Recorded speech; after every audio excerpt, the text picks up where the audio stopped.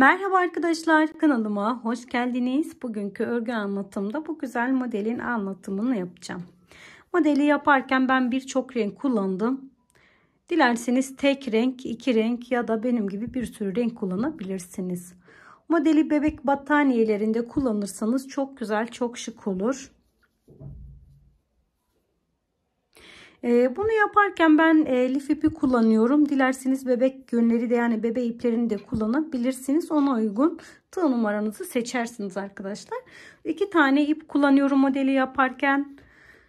Ve 1.5 milimlik bir tığ kullanıyorum. Modelimiz 7'nin katlarından oluşuyor. İlk olarak zincirlerimi çekerek başlıyorum. Zincirlerini çekerken fazladan zincir çekin. Siz fazla gelen zincirinizi koparabilirsiniz. Eğer zinciriniz az olursa modelinizi sökmek zorunda kalacaksınız. Ben göz kararı birkaç tane zincirlerimi çekiyorum. Göz kararı zincirlerimi çektim. Fazla gelen zincirimizi kesebiliriz. Eğer ki siz bu modeli bebek battaniyesinde kullanacaksanız yaklaşık 1 metre kadar zincirinizi çekip modelini üzerine kurabilirsiniz. Şimdi ben 1, 2, 3, 4, 5, 6, 7, 8. yuvaya batıyorum. Bu şekilde 8. yuvaya batarak bir tane sık iğnemi yaptım. Daha sonra 1, 2, 3 tane zincirlerimi çektim. Başına sardım. Aşağıda bir atla, 2 atla 3. yuvaya batıyorum. Burada bir tane ikili trabzan yaptım. Başına sardım. Hemen sıradaki zincire batıyorum. Burada tekrar bir tane ikili trabzan yaptım. Başına sarıyorum. Hemen sıradaki zincirden bir tane ikili trabzan yaptım. Ben toplamda 7 tane ikili trabzanları yapıyorum.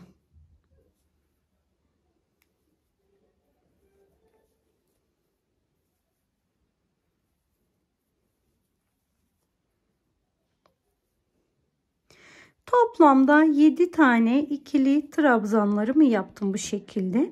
Şimdi tekrar 3 tane zincir yapıyorum.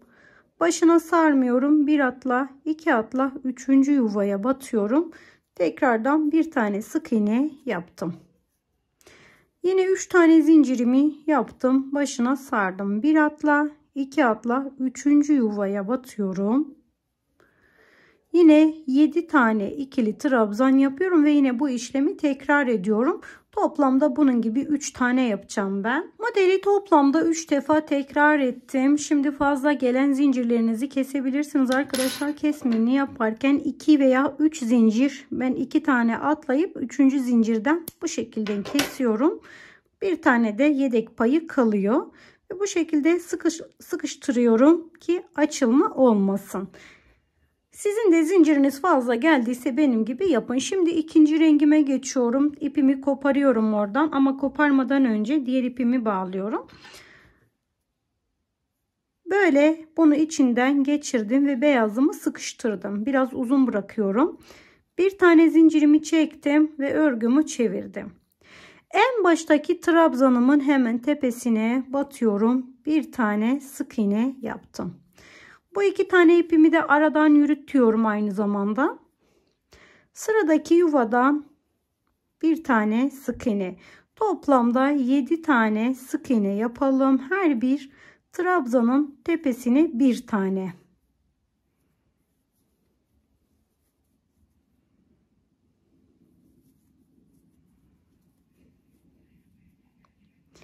Yedi tane sık iğnemi yaptıktan sonra burada her 2 tane ipimi de koparıyorum.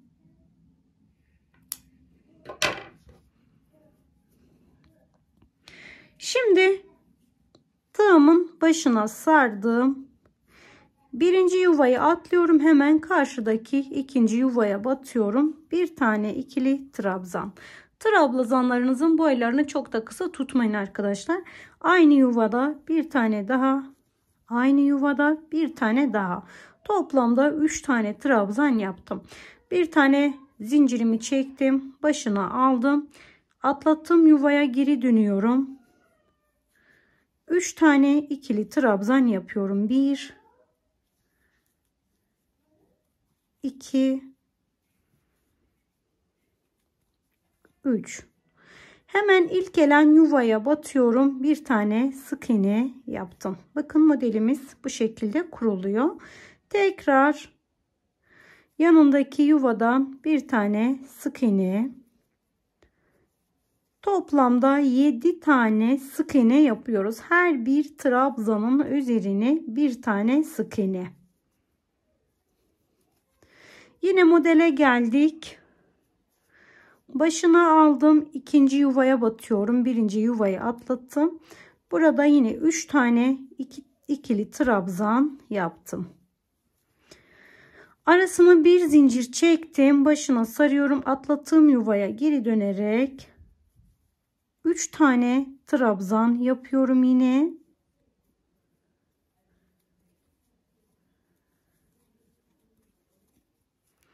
Hiç zincir yapmadan birinci gelen trabzanın üzerine sık iğne yaptım.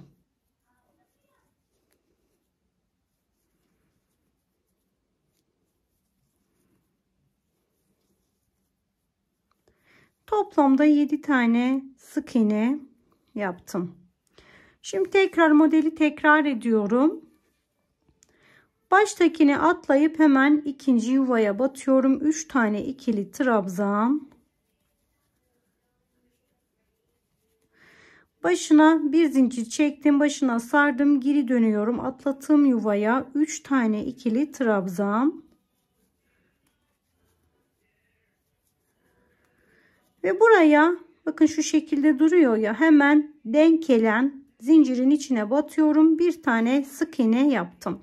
Böylece modelimizin birinci sırasını bu şekilde tamamlamış olduk. Beyaz ipimi bağlıyorum. Burada yine ipimi koparmıyorum. Öncelikle beyaz ipimi şöyle içinden geçirdim ve uzun bıraktım.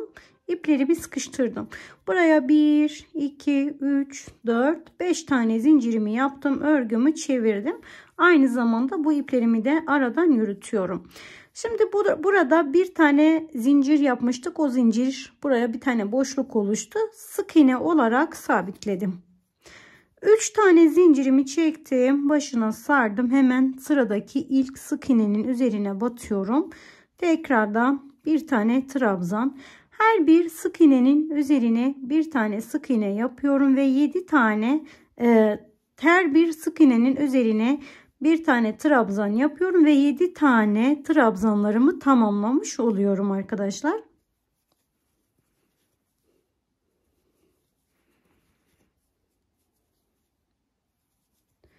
Yedi tane trabzan yaptıktan sonra buradaki ipimi tekrardan koparıyorum. Aradan gizledikten sonra hemen kestim. Şimdi buraya 3 tane zincir çekiyorum. Baştaki 5 tane ama diğerleri 3 tane oluyor. Hemen tepeye batıyorum. Bir tane sık iğne.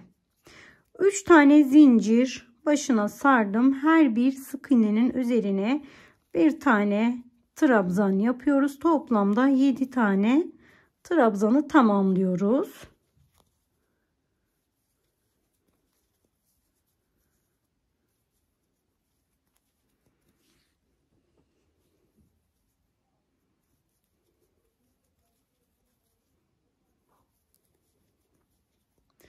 Tekrar 3 tane zincir tepeye batıyorum. Bir tane sık iğne. 3 tane zincir başına sardım. Sık iğneye batarak 7 tane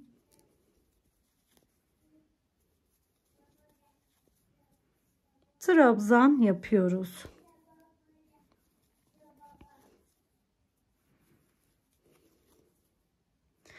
Modelimin başına kadar geldim. Şimdi modelimizi aynı şekilde yapacağız ama sadece yerleri kayıyor. Şöyle diğer modelden de göstermek istiyorum. Her seferinde modelimizin yerleri kayıyor. İpimi koparmıyorum. Burada hemen 1, 2, 3, 4, 5 tane zincirimi çektim. Örgümü çevirdim. 1 atla, 2 atla, 3 atla, 4. yuvaya batıyorum. Bir tane sık iğne yaptım. 3 tane zincir yaptım. Bir sonraki model için yuva hazırlıyorum. Ara boşluğa, şuradaki boşluğa batıyorum. 3 tane ikili trabzan yapıyorum. Bir tane sık iğnemiz var burada. Onun üzerine bir tane trabzan ve diğer boşluğa 3 tane ikili trabzan yaparak buradaki 7 tane trabzanı tamamlamış oldum. Şimdi tekrar 3 tane zincir, 4. yuvaya batarak bir tane sık iğne. 3 tane zincir, başına sardım. İlk boşluğa 3 tane ikili trabzan. Sık iğnenin üzerine bir tane sık iğne. Diğer boşluğa 3 tane trabzan yaptım. Yine 3 tane zincir, 4. yuvaya bir tane sık iğne. 3 tane zincir, ilk yuvaya 3 tane ikili trabzan. Sık iğnenin üzerine bir tane trabzan. Diğer boşluğa 2 tane trabzan yaptım. 3. trabzanımı denk gelen zincire batıyorum. Bir tane trabzan yaptım. Şimdi arkadaşlar burada tekrar ip değişimini yapacağım. Siz hangi ipleri kullanıyorsanız sırasına göre iplerinizi değiştirin. Ben aynı ipi kullanıyorum tekrardan. Bir tane sık iğne yaptım. Modelimi çevirdim. Ve hemen ilk trabzanımın tepesine batıyorum. Bir tane sık iğne yaptım.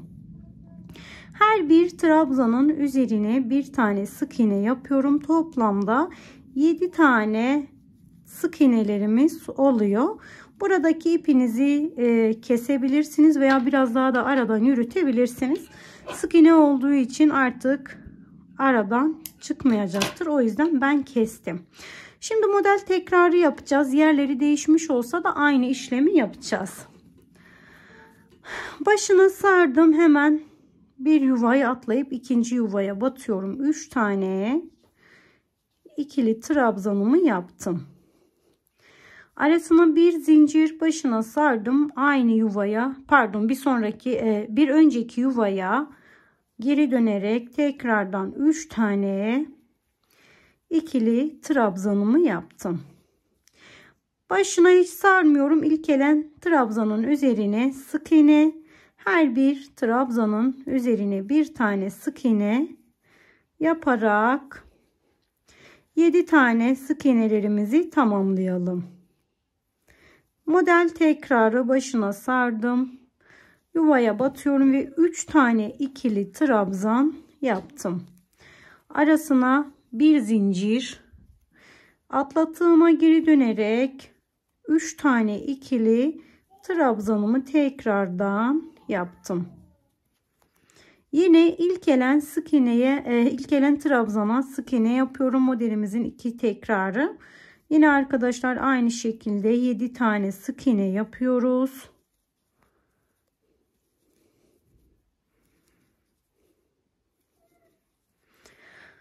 Tekrar model kuruyoruz. Hemen 3 tane trabzan yapıyorum son yuvada. Arasına bir zincir, atlattığım yuvaya geri dönerek tekrardan 3 tane ikili trabzan yaptım ve hemen denk gelen zincire sık iğne olarak sabitliyorum. Yine beyaz ipimi bağlıyorum ve tıpkı bir önceki sırada yaptığımızın işlemin aynısını yapacağız arkadaşlar. Beyaz ipimi bağlıyorum. Biraz uzun bağlayın. Aradan yürüttükten sonra kesiyoruz. 5 tane zincirimi yaptım. Örgümü çevirdim. Başına hiç sarmıyorum. Modelimin tam tepesine batıyorum ve bir tane sık iğne. 3 zincir, başına sardım. İlk gelen sık iğnenin üzerine trabzan yapıyorum. Toplamda 7 tane trabzanlarımızı yapalım.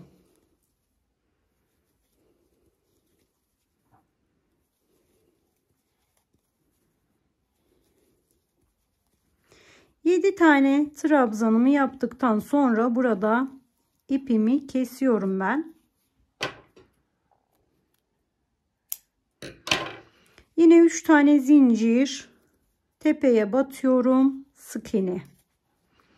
3 tane zincir başına sardım. İlk sık iğneye batarak trabzan yapıyorum ve yan yana 7 tane trabzanlarımı tamamlıyorum.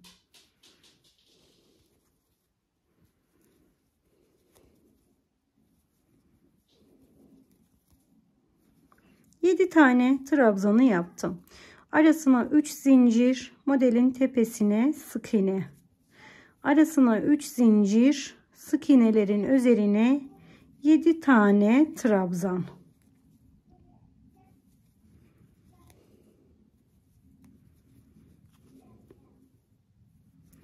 Şimdi tekrar model için zemin hazırlıyoruz. Sıra sonuna geldim. Burada yaptığımız modeli tekrar ediyoruz bu beyaz sırada. Şimdi tekrar 5 tane zincirimi çektim, örgümü çevirdim. 4. yuvaya batıyorum. Bir tane sık iğne. 3 tane zincir yaptım. İlk yuvaya batıyorum. Bakın bu sırayı yapacağız şu anda. Her bir yuvada 3 tane trabzan yapıyoruz. Sık iğnenin üzerine tekrardan bir trabzan. Böylece buradaki boşlukta 7 tane trabzan çıkartmış oluyoruz arkadaşlar. Şimdi tekrar 3 tane zincir 4. yuvaya batıyorum. Sık iğne. 3 tane zincir ilk yuvaya batıyorum ve 3 tane trabzan yapıyorum. Sık iğnenin üzerine sık iğne. Diğer yuvaya yine 3 tane trabzan. Tekrar 3 tane zincir 4. yuvaya sık iğne. 3 tane zincir başta gelen yuvaya öncelikle 3 tane trabzan.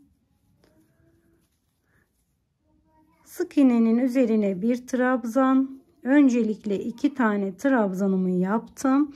3. trabzanı yaparken zincirin neresine denk geliyorsa oraya. Şimdi arkadaşlar tekrar rengimi değiştiriyorum. Model hep aynı sıralardan oluşuyor. Hep aynı tekrarlardan oluşuyor. Bu sıranın başlangıcını ben yapacağım. Siz devam edeceksiniz. Bir tane zincirimi çektim. En baştaki sık iğneye batıyorum. Bir sık iğne. Her bir trabzanın üzerine batarak toplamda 7 tane sık iğnelerimizi yapalım. Burada fazla duran iplerimizi keselim.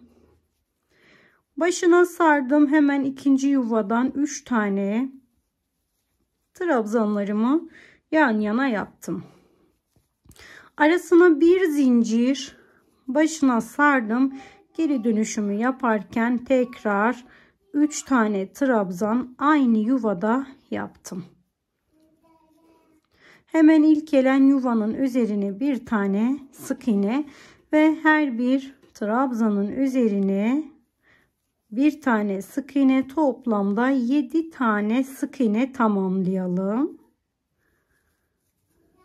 Başına aldım, tekrar ikinci yuvada 3 tane trabzan yaptım. Bir zincir başına aldım, geri dönüyorum atlattığım yuvaya 3 tane trabzan yapıyorum. Yine ilk gelen sık iğnenin üzerine bir tane, ilk gelen trabzanın üzerine bir tane sık iğne. Yine arkadaşlar aynı şekilde her bir yuvadan bir tane sık iğne. Bu son sıra oluyor. Başına sardım. Kenardaki yuvaya batıyorum 3 tane trabzan. Bir zincir. Arkadaki yuvaya batıyorum 3 tane trabzan. Ve ilk gelen zincire hemen nereye denk geliyorsa oraya bir tane sık iğne yaptım. Tekrar beyaz ipimizi bağlıyoruz arkadaşlar. Bu sıranın aynısını yapıyoruz. Bakın buradaki sırayı yapıyoruz. Kafanız karışırsa modeli geri alıp tekrardan yapabilirsiniz. İsterseniz bu şekilde tek renk yapın. Ben genelde benim tercihim sade olmasında. Rengarenk cıvıl cıvıl seviyorsanız bu şekilde dilediğiniz kadar renk tercihi yapabilirsiniz arkadaşlar. Bütün anlatacaklarım bu kadar. Bu aşamaya kadar izlediyseniz ve hala abone olmadıysanız sizlerden ricam kanalıma abone olmanızdır. İzlediğiniz için çok teşekkür ediyorum. Başka bir videoda görüşmek dileğiyle şimdilik hoşça kalın, sağlıkla kalın.